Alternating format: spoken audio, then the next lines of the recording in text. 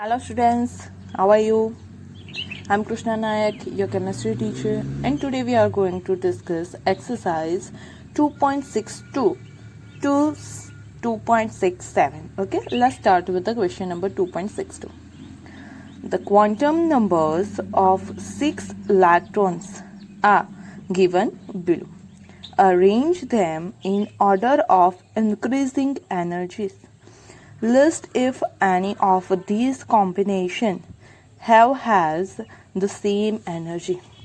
Right क्या किया गया है, तो यहाँ पे 6 डिफरेंट टाइप के इलेक्ट्रॉन के क्वांटम नंबर दिए गए हैं. Okay, and we have to arrange them in the increasing order of that energy. Right, उसके लिए हमें ये पता होना चाहिए कि ये जो क्वांटम नंबर है उसके अकॉर्डिंग वो इलेक्ट्रॉन कहाँ पे प्रेजेंट है. ओके, अगर हमने ये ढूंढ लिया कि इलेक्ट्रॉन कहाँ पे प्रेजेंट है, तो फिर according to the Aufbau rule हम इसे इजीली क्या कर सकते हैं, अरेंज कर सकते हैं. ओके, तो पहले कौन सी ऑर्बिटल में ये प्रेजेंट है वो हम जान लेते हैं. यहाँ पे है हमारा n is equal to 4, l is equal to 2, ml is equal to -2, right, m is -1/2. Right, so we can say that n is equal to 4 है, तो यहाँ पे आ जाएगा 4.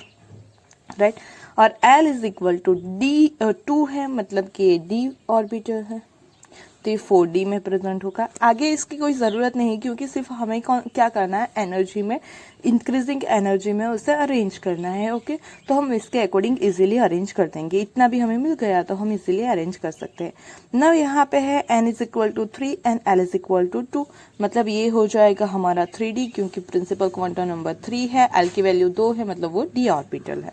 Okay, now for the third, it is from the 4p orbital, right, this electron of the 4p, because n is equal to 4, so 4 energy level, and L is equal to 1, मतलब p orbital हो जाएगी. Now n is equal to 3 and L is equal to 2, तो यहाँ पे क्या हो जाएगा, ये भी हमारा 3D हो जाएगा. right, it will be also 3D. now यहाँ पे हो जाएगा 3p एंड यहाँ पे है हमारा 4p.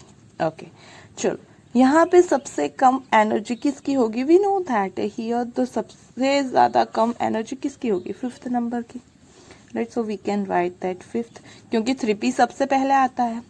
After that comes 3D, और 3D कौन है, तो 2 है हमारे पास, एक 2nd नंबर वाला, एक 4th नंबर वाला. So we can write that the energy of 5th quantum number having electron is less than that of the others, right, and the energy for the 2nd electron equal to the energy for the 4th electron. right, उन दोनों की क्या होगी, same होगी. चलो 3 वाला खत्म हो गया, ये भी हो गया, ये भी हो गया, ये भी हो गया. Now it's turn for the p. यहाँ पे 4p कितने हैं, 2 है, so we can write that यहाँ पे लेस देन हो जाएगा, क्योंकि इसकी कम है, ये 3 में है, 3rd एनर्जी लेवल में है. राइट, ना उसके बाद 4p का टर्न आएगा, तो 4p कहाँ पे है, यहाँ पे भी है, यहाँ पे भी है. So we can write that the energy of 3rd electron equal to the energy of the 6th electron, and last में सबसे ज्यादा एनर्जी किसकी होगी, 4D की. जितने गिवन है उसमें से 4D की सबसे ज्यादा होगी, तो we can write that 1. Right, 5 less than 2 equal to 4 less than 3 equal to 6 less than 1. कहाँ से, तो यहाँ से देखो, ये 3 3 3 करके हमें पता चल गया. 3 वाले पहले आएंगे, 4 वाले बाद में आएंगे. 3 में भी पहले p आएगा, फिर d आएगा, ऐसे ही 4 में पहले p आएगा, फिर d आएगा. Okay, next question, exercise 2.63. The bromine atom possesses 35 electrons. It contains 6 electrons in 2p orbital and 6 electrons in 3p orbitals and 5 electrons in 4p orbitals. Which of these electrons experience the lowest effective nuclear charge? सही, यहाँ पे जो electron है, तो 6 electron 2p में present है, 6 electron 3p में present है, और बोला गया है कि 5 इलेक्ट्रॉन 4p में प्रेजेंट है. और इनमें से कौन सी ऑर्बिटल में प्रेजेंट इलेक्ट्रॉन पे जो इफेक्टिव न्यूक्लियर चार्ज है वो क्या होगा, लोएस्ट होगा, वो हमें फाइंड आउट करना है. ओके, तो जो इफेक्टिव न्यूक्लियर चार्ज है, effective nuclear charge, right? It's inversely proportional to the distance from the nucleus. Distance from the nucleus, right कि न्यूक्लियस से डिस्टेंस जितना ज्यादा होगा उतना इफेक्टिव न्यूक्लियर चार्ज कम होगा, राइट? चलो अब हमें लोएस्ट फाइंड आउट करना है, मतलब हमें किसके लिए वो लोएस्ट होगा इफेक्टिव न्यूक्लियर चार्ज, जिसके लिए डिस्टेंस सबसे ज्यादा होगा। यहाँ पे 2p है, 3p है, 4p है, सही है। तो जैसे जैसे जो हमारा प्रिंसिपल क्वांटम नंबर बढ़ता है वैसे वैसे जो distance from the nucleus of that orbital है वो भी क्या है, बढ़ता है, राइट? क्योंकि पहले 1 आता है, ये सपोज के न्यूक्लियस है तो पहले 1 एनर्जी लेवल, फिर सेकेंड, फिर थर्ड, फिर फोर्थ। तो यहाँ पे क्या हो रहा है, जैसे जैसे हम एनर्जी लेवल बढ़ा रहे हैं, प्रिंसिपल क्वांटम नंबर बढ़ रहा है, वैसे वैसे न्यूक्लियस से उसका डिस्टेंस क्या हो रहा है, बढ़ रहा है। और जैसे जैसे डिस्टेंस बढ़ेगा इफेक्टिव न्यूक्लियर चार्ज कैसा होगा, लोएस्ट होता जाएगा, सही है। तो हमें लोएस्ट के लिए मैक्सिमम चाहिए डिस्टेंस, तो यहाँ पे मैक्सिमम डिस्टेंस किस में है, 4p में, तो उसका क्या हो जाएगा, तो इफेक्टिव न्यूक्लियर चार्ज लोएस्ट हो जाएगा। उसके लिए क्या लिख सकते हैं हम, ये आपको पता चल जाएगा तो यू कैन इजिली आइडेंटिफाई ना। हमें इस आंसर को देना हो, राइट करना हो तो कैसे लिख सकते हैं हम उसे, उसकी बात कर लेते हैं। तो 4p having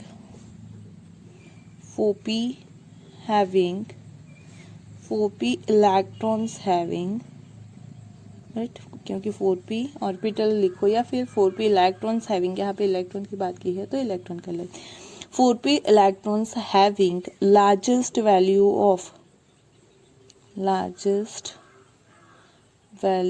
of n means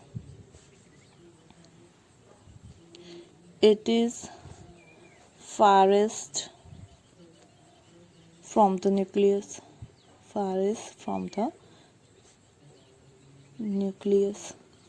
right? And hence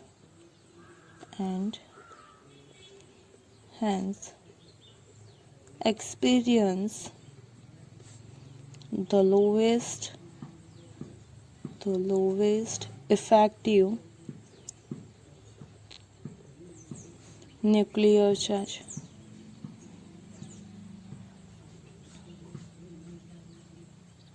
right? समझ में आ गया? तो यहाँ पे सबसे कम न्यूक्लियर चार्ज कहाँ पे होगा, इसी पे होगा, सही है। क्यों? क्योंकि आपको ये याद रखना है, effective nuclear charge is inversely proportional to the distance from the nucleus, okay. Now next question, exercise 2.64. Among the following pairs of orbitals, which orbital will experience the large effective nuclear charge? Right, यहाँ पे भी कुछ ऐसा ही करना है कि हमें कुछ पैर दिए गए हैं ऑर्बिटल के, and from that we have to find out the large effective charge, okay. जैसे कि हमने बात कर ली पहले, effective nuclear charge is inversely proportional to the distance from nucleus, right? now यहाँ पे पहली पेयर हमें ये दी गई है 2s and 3s, right? तो we can say that जो s ऑर्बिटल है 2s, उसका डिस्टेंस कम है तो इफेक्टिव न्यूक्लियर चार्ज क्या हो जाएगा, बढ़ जाएगा, राइट? और हमें तो ज्यादा वाला ही लिखना है, सो 2s का इफेक्टिव न्यूक्लियर चार्ज ज्यादा होगा। Now from the second 4d and 4f, यहाँ पे जो हमारा प्रिंसिपल क्वांटम नंबर है दोनों सेम है, राइट? लेकिन हमें पता है जो भी है हमारा वो इफेक्टिव न्यूक्लियर चार्ज एस के लिए ज्यादा होता है, after that for the P, after that for the D and after that for the F. तो ये क्या है, तो इंक्रीजिंग हमारा decreasing order of the effective nuclear charge है, सही है। मतलब एस का सबसे ज्यादा, फिर पी, फिर डी और फिर एफ। कब? जब जो एनर्जी लेवल है वो हमारा सेम हो। तो यहाँ पे कुछ ऐसा ही है, जो एनर्जी लेवल है वो सेम है, डिस्टेंस सेम है, तो सबसे ज्यादा इफेक्टिव न्यूक्लियर चार्ज किसे मिलेगा, तो 4d को, okay. Now the third 3d and 3p, same यहाँ पे आपको क्या देखने को मिलेगा, तो फिर से यही देखना है, जब हमारा n इज इक्वल टू जो है प्रिंसिपल क्वांटम नंबर वो सेम आता है, तब हमें क्या देखना है, वो कौन से टाइप के ऑर्बिटल है। सो यहाँ सबसे ज्यादा इफेक्टिव न्यूक्लियर चार्ज हो जाएगा 3p के लिए। Okay, now the next question is exercise 2.61. The unpaired electron in aluminum and silicon are present in 3p orbital. Which electron will experience more effective charge from the nucleus? सही है, जैसे कि हमने आगे के क्वेश्चन में बात की थी कि अगर डिस्टेंस ज्यादा होगा तो इफेक्टिव न्यूक्लियर चार्ज कम होगा, डिस्टेंस कम होगा तो इफेक्टिव न्यूक्लियर चार्ज ज्यादा होगा। लेकिन यहाँ पे क्या बोला गया है, जो एल्यूमिनियम है, सिलिकॉन है, दोनों का जो हमारा लास्ट इलेक्ट्रॉन है वो कहाँ पे है, अनपेयर इलेक्ट्रॉन 3p में ही है। तो अब किसके ऊपर होगा, सही है, पहले डिस्टेंस की बात की, फिर हमने बात की कि कौन से टाइप की ऑर्बिटल है, तो यहाँ पे तो ऑर्बिटल भी सेम है, 3p ही है, सही। तो अब क्या करेंगे, तो पहले हम एल्यूमिनियम और सिलिकॉन की कॉन्फ़िगरेशन लिख लेते हैं। एल्यूमिनियम का जो एटॉमिक नंबर है वो 13 है, सही है। तो हम ये बोल सकते हैं कि यहाँ पे जो है हमारा हो जाएगा neon 3s2 and 3p1, right. And for the silicon यहाँ पे क्या हो जाएगा 14 नियॉन 3s2 3p2, राइट। अब यहाँ पे लास्ट इलेक्ट्रॉन का जो क्वांटम नंबर है, प्रिंसिपल क्वांटम नंबर, वो सेम है, जो टाइप ऑफ ऑर्बिटल है वो भी सेम है। तो अब किसके ऊपर डिपेंड करेगा, तो यहाँ पे देखो कि डिस्टेंस सेम आ रहा है। Okay, for the aluminium and silicon जो न्यूक्लियस टू हमारे लास्ट ऑर्बिट का डिस्टेंस है वो सेम है। अगर डिस्टेंस सेम है तो यहाँ पे आप देख सकते हो कि यहाँ पे 13 इलेक्ट्रॉन उसी डिस्टेंस पे क्या लगाएंगे, अट्रैक्शन फोर्स, और यहाँ पे 14 इलेक्ट्रॉन उसी डिस्टेंस पे अट्रैक्शन फोर्स लगाएंगे। तो कौन सा जो अट्रैक्शन फोर्स होगा ज्यादा होगा इसका, क्यों, क्योंकि उसके पास जो न्यूक्लियर चार्ज है ज्यादा है, सेंटर में जो पॉजिटिव चार्ज है वो ज्यादा है।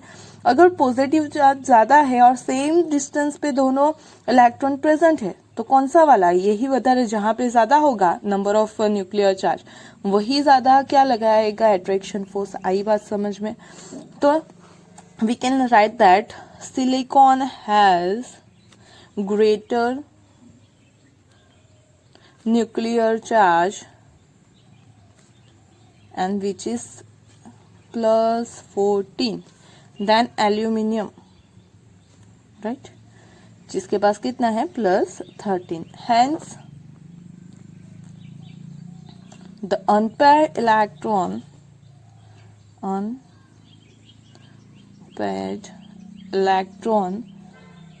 unpaired 3p electron, right, 3p है ना यहाँ पे, 3p electron in case of silicon will experience more effective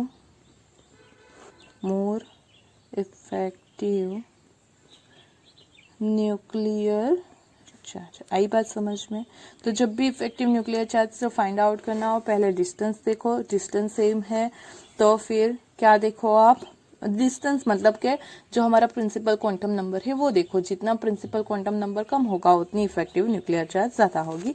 अगर इफेक्टिव जो प्रिंसिपल क्वांटम नंबर सेम है then you have to see the which type of orbital in the electron is present, right, और orbital भी same है तो मतलब distance n भी same हुआ, ऑर्बिटल भी सेम हुई, तो फिर आपको देखना होगा कि इफेक्टिव न्यूक्लियर चार्ज यहाँ पे जो न्यूक्लियर चार्ज है सेंटर में वो कितना है, जिसके पास ज्यादा होगा उसका इफेक्टिव न्यूक्लियर चार्ज भी क्या हो जाएगा, ज्यादा हो जाएगा। ओके, चलो now question number 2.66 indicate the number of unpaired electron in.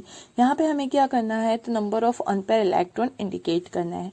उसके पहले हमें क्या पता होना, हम ऐसे ही नंबर ऑफ अनपेयर इलेक्ट्रॉन नहीं फाइंड आउट कर सकते इजीली। कब हम और राइट वाला कब फाइंड आउट कर सकते हैं, जब हमें उसकी कॉन्फ़िगरेशन पता हो। अगर कॉन्फ़िगरेशन आप लिख लोगे then you can easily identify the unpair electron. Okay, तो यहाँ पे फॉस्फोरस है पहला दिया गया, और फॉस्फोरस का जो एटॉमिक नंबर है वो 15 है, चलो, तो 15 के लिए क्या हो जाएगा हमारा, तो पहले हो गया हमारा 3, हमारा नियॉन ले लेते हैं, उसके 10 इलेक्ट्रॉन है वो तो क्या है पैरिंग में ही होंगे क्योंकि नोबल केस है तो सारे इलेक्ट्रॉन पैर है, तो 10 इलेक्ट्रॉन तो निकल गए। फिर बात आती है 3s2, यहाँ पे 3s2 हो गया, सही है, मतलब वो भी सारे इलेक्ट्रॉन पैर है। फिर आता है 3p3, अब 3p3 में कैसे इलेक्ट्रॉन फिलअप होंगे, तो यहाँ पे जो p है उसकी सब ऑर्बिट 3 होती है, तो हम यहाँ पे सब ऑर्बिट ड्रॉ कर लिए। ओके, पहले क्या होता है, तो सारी ऑर्बिट में 1 इलेक्ट्रॉन फिल होता है, after that they start to pairing, right. तो यहाँ पे 3 इलेक्ट्रॉन है, मतलब तीनों इलेक्ट्रॉन एक एक ऑर्बिट में अनपेयर हो जाएंगे। अगर 4th इलेक्ट्रॉन आता तो यहाँ पे पैर होता, लेकिन यहाँ पे तो टोटल 3 ही है। So we can say that in the phosphorus the unpaired electrons are unpaired electron equal to 3, right. यहाँ से आप इजीली उसे फाइंड आउट कर सकते हो। चलो सिलिकॉन की बात करें।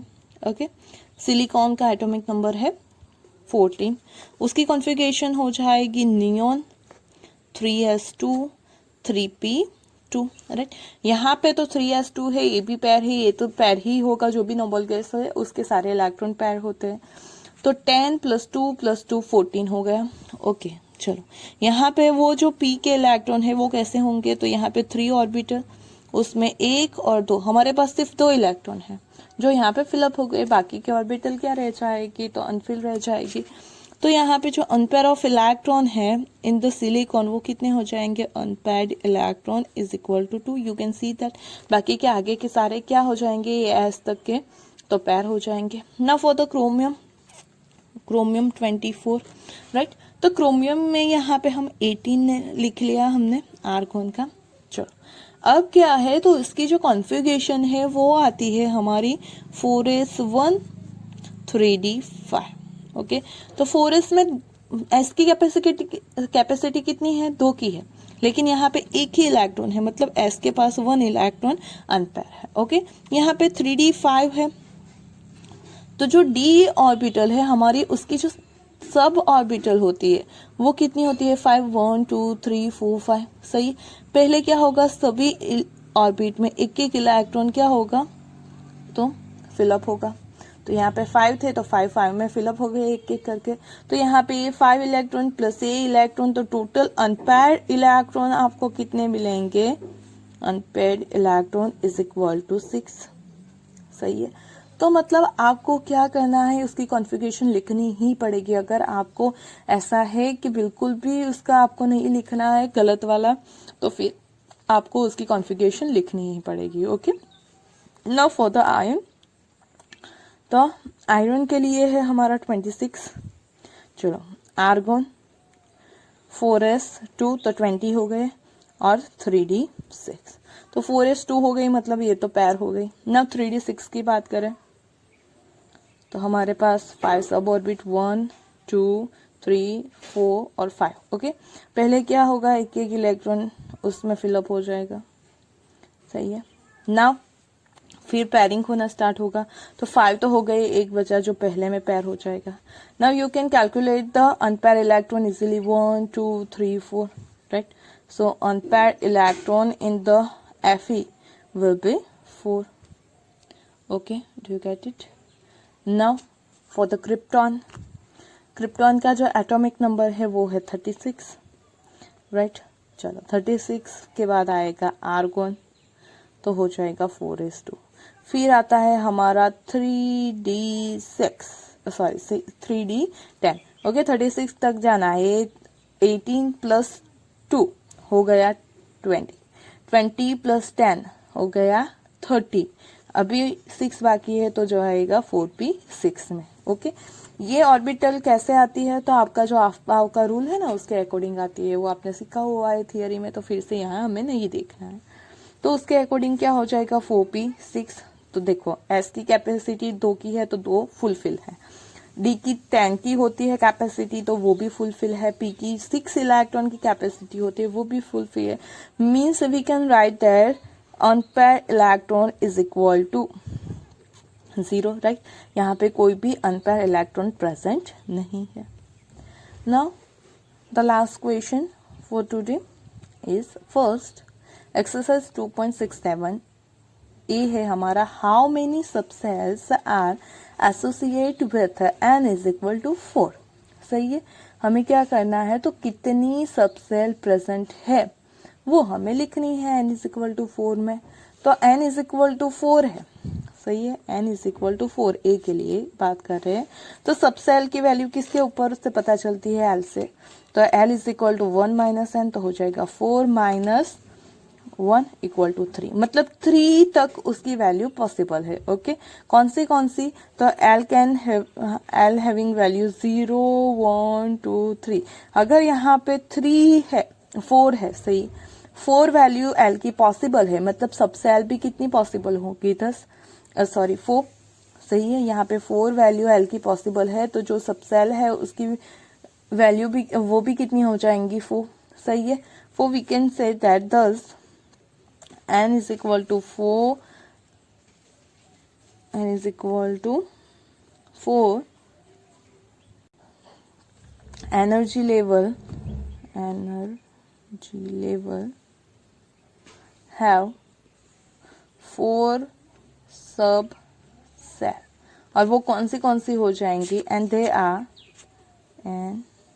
आर, चलो 0 वैल्यू के लिए हो जाएगा s, तो 4s, 1 के लिए 4p, क्योंकि p होता है 2, l की 2 वैल्यू आए तो अब d होता है तो 4d, और 3 वैल्यू आए तो f, तो 4f। ओके, तो ये 4 सब सेल प्रेजेंट होंगे किसमें, n is equal to 4 energy level में।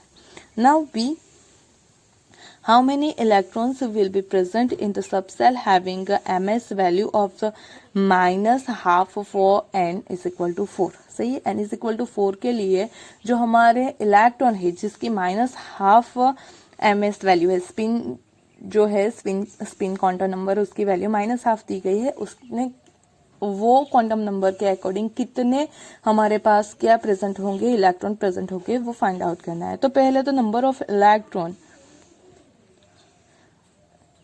इन n इज इक्वल टू 4, वो कितने हो जाएंगे, तो in n is equal to 4, यहाँ पे लिख लेते हैं, in n is equal to 4 number of electron is equal to क्या होता है, 2n स्क्वायर होता है, सही है। चलो 2n स्क्वायर, तो यहाँ पे n इज इक्वल टू 4 है, तो 2 4 स्क्वायर, तो 4 4 जा 16 इंटू 2, तो हो जाएगा 32 इलेक्ट्रॉन, राइट।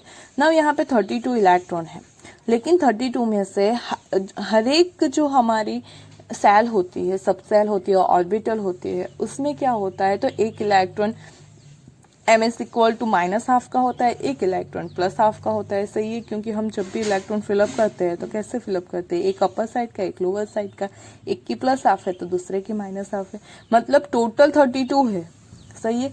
उसमें से आधे कितने वाले होंगे, ms value is equal to plus half वाले, तो ms equal to minus half वाले कितने हो जाएंगे, इसके आधे।